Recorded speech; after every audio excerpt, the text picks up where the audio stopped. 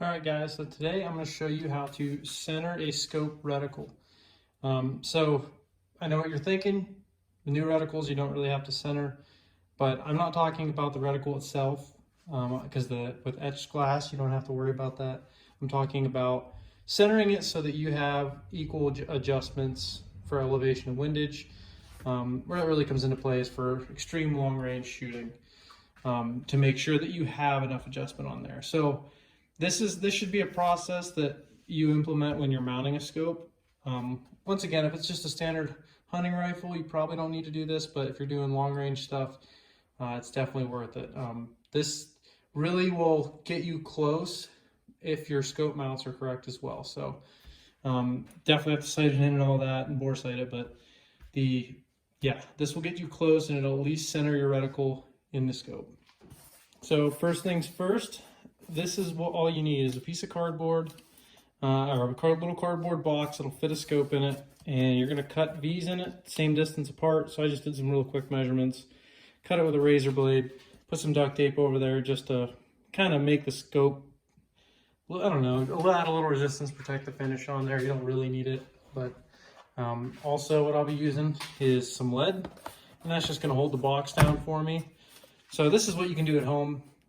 If you're in a machine shop or you work in a machine shop and you have V blocks, that works just as well. So let me show you how this works. So I have two different V's cut in here, and this one actually, it's kind of very limited use. You're going to want something that's kind of smaller there.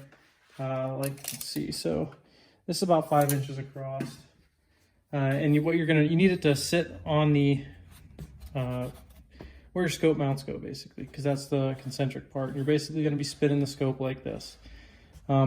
So what we're basically doing is looking down through the scope and spinning it and watching where the reticle is actually sitting on something. So ideally you'll have something that you can put the crosshairs on about 100 yards while looking through this in this setup, and then you'll spin it.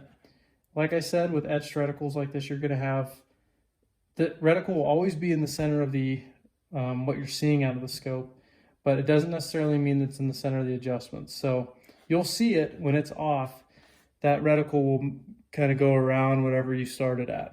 And you can kind of adjust it and fine tune it and get it to center to where it's barely moving. It's very hard to get it perfect doing it this route, but this is a quick way to get it really close. You're gonna end up changing it anyways. But I'm gonna mount it up and I'm gonna get the camera to look down through the scope so I can show you what I'm talking about.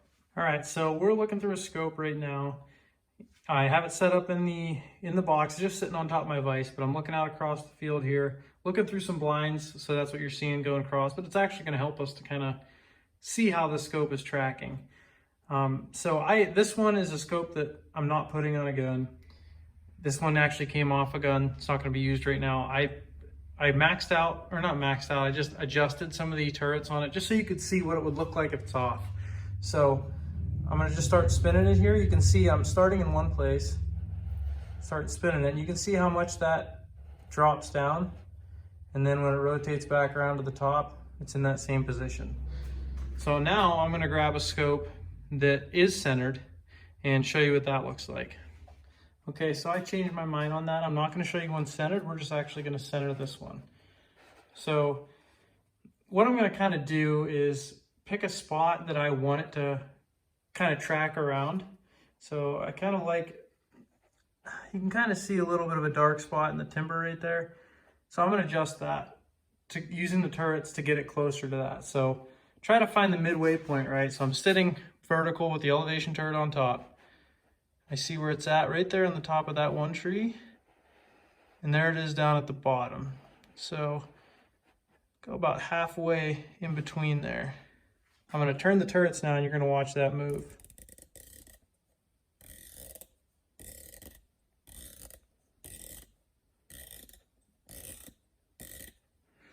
Okay, so I did some adjustments to it. Like I said, I turned this one a few times so I could greatly exaggerate it for you guys. So now when I turn it, it's a lot less.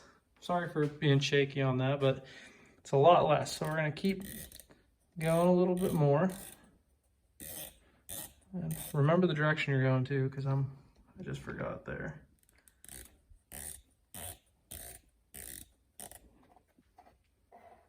Now let's try it again. Much better. So you can see how you can kind of dial that in there and get it as close as possible. And let me zoom out and show you my setup here. So literally just putting this in there on the tube where you'd mount the rings, because those are going to be the same, and just rotating it like that. Okay, so centering a scope reticle, why it's important, so that you can get the max amount or a full adjustment out of your scope, up, down, left, right, all of that. One thing I'll say is most of the time, and I'm saying most of the time, these scopes coming from the factory are centered already. I know there was the old school technique of counting the clicks and then like taking it to one extreme, then counting the clicks to the other extreme, and then dividing it in half and going back. That's especially with the quarter MOA stuff and even eighth MOA stuff, nobody can count that high off the top of their head, but they're pretty good from the factory is what I'm saying. So use that if you buy a used scope or if you're taking one off another rifle. Also, when you get one from the factory, it's not a bad idea you saw how quick that was to check it, and that gives you good peace of mind and knows you're at least starting in the right place. A good rule of thumb to see if your mounts are on correctly and aligned is when you sight it in, if you can keep it within a quarter turn of when you first started, that's ideal. I don't know how, it all depends on the rifle and all that, whether you'll be actually that close, but don't get too bent out of shape about this if it doesn't go within that range. Like, once again, think about how you're going to use it. If it's a hunting rifle, you're probably not going to max out your elevation unless you're doing long range hunting. But so yeah, don't be smart about it. Kind of think about how you're going to apply it in the field, and yeah, go about it that way. If you guys have any questions, leave them in the comments below. But yeah, I thought that was a quick way of showing how to center your reticle. So thank you.